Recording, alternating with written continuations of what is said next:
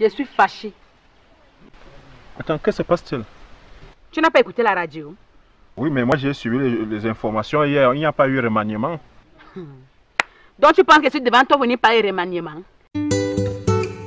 Bonjour, je suis Bikarata de Eregina, comédien humoriste, scénariste et réalisateur. Bienvenue à la petite interview.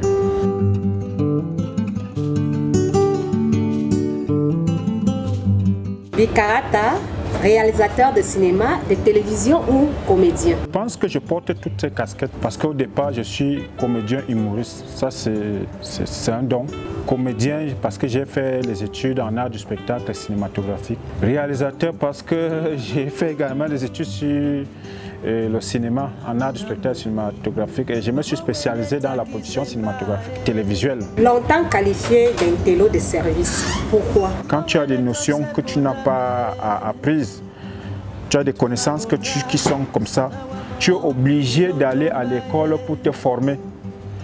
J'ai donc pensé qu'il était utile que je me spécialise dans les arts du spectacle cinématographique.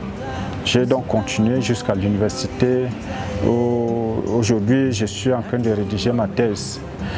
Donc, peut-être c'est des gens qui me qualifient d'intello. Je ne refuse pas parce que le petit bagage que j'ai me permet quand même de faire certaines choses que tout le monde ne peut pas faire. Tu es rentré à quelle heure? Hein? Tu es rentré à 22h passées et tu le sors à 6h toujours pour la messe. Mais tu penses que je n'ai pas besoin de toi? Votre projet de spectacle One Man Show à guichet fermé, qu'en est-il? Je n'ai pas arrêté avec des spectacles. Vous savez qu'un artiste est comme un footballeur. À tout moment, il doit faire des entraînements. Il doit s'entraîner.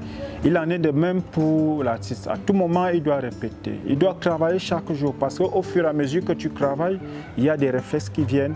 Il y a des choses qui viennent en toi que toi, tu ne t'en rends pas compte.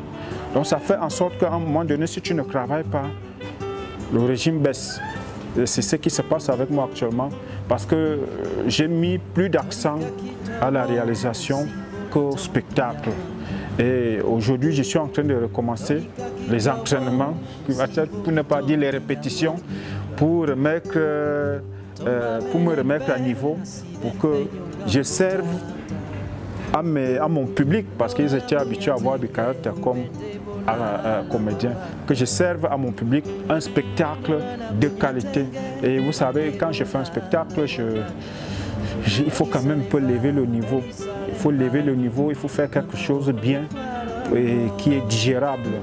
Je ne fais pas beaucoup dans la bouffonnerie et je me prépare en conséquence pour revenir en force. Comme un loup à la tête d'un agneau, un faucon qui contemple un troupeau, un voleur aux allures de bienfaiteur. Le malheur ne vient jamais d'ailleurs. Et si on parlait de coups de balai? Coup de balai aujourd'hui ne fonctionne plus en plein régime comme on voyait à l'époque. À chaque jour on pondait quelque chose, il y avait des nouveautés à l'écran. Maintenant, coup de balai a grandi, ces acteurs ont grandi et aujourd'hui quand on sort un produit, c'est un produit qui a été bien travaillé. Et peut-être que les gens se posent des questions. Pourquoi on n'a pas vu Coup de balai depuis? Moi, je leur répondrais que Coup de balai vient de faire un film avec les Bobo Diouf. Ça veut dire que le tandem Bikarata et Doudoua tient toujours? Ça tient toujours. Et Doudoua, Bikarata, ce n'est pas une relation de 2 jours. Ce n'est pas une relation de cinéma, ce n'est pas une relation d'humour, c'est des gens qui ont grandi ensemble, des gens qui ont commencé ensemble, les gens qui ont fait un parcours ensemble. Ça veut dire que votre rêve de devenir une icône du continent en matière d'humour et de cinéma tient toujours là? Ça tient toujours puisque je travaille. Je travaille toujours dans l'humour. Tout ce que je fais parce que, je vous l'ai dit, mon parcours, j'ai un parcours qui suit une logique, la logique d'un artiste complet. Lauréat de plusieurs prix de comédie? Je pense que c'est du passé. Ça m'a fait grandir, mais il faudrait que je fasse quelque chose de meilleur que ce que j'ai fait auparavant parce que quand je regarde ce que j'ai fait hier, ce n'est pas la même chose avec ce que je produis aujourd'hui. On évolue, la vie continue, on produit chaque jour parce que nous devons toujours satisfaire, nous devons faire mieux pour satisfaire nos fans, pour satisfaire le public et rester dans l'histoire parce qu'on dit l'artiste ne meurt jamais. Bon, moi je reste sur la logique du temps. Le temps parce que c'est un sketch que beaucoup de Camerounais ont beaucoup aimé et qui continuent à aimer. Ah oui, hein? Moi je suis un franco-français. Alors la première fois j'arrive chez moi à Paris, en France, je descends à l'aéroport Roissy-Charles de Gaulle, je vois les gens qui vont si vite. Hein, je vois des blancs qui vont si vite, mais les nègres comme moi, on va à petits pas. Oui, on va à petits pas. C'est là où je m'approche vers un frère français, je lui demande, mais pourquoi les gens vont si vite ici? Il me dit, toi, blague là, tu sais, ici, si les gens vont si vite, c'est parce qu'on court derrière le temps. Ici, le temps, c'est de l'argent. C'est là où je lui dis, ah bon?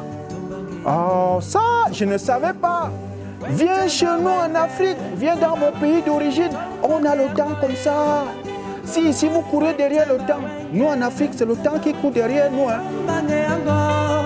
Je suis du caractère de Erigina, je suis comédien, humoriste, scénariste et réalisateur. Sylvie Mbia m'a pris en otage pour la petite interview et j'espère que je vous ai satisfait.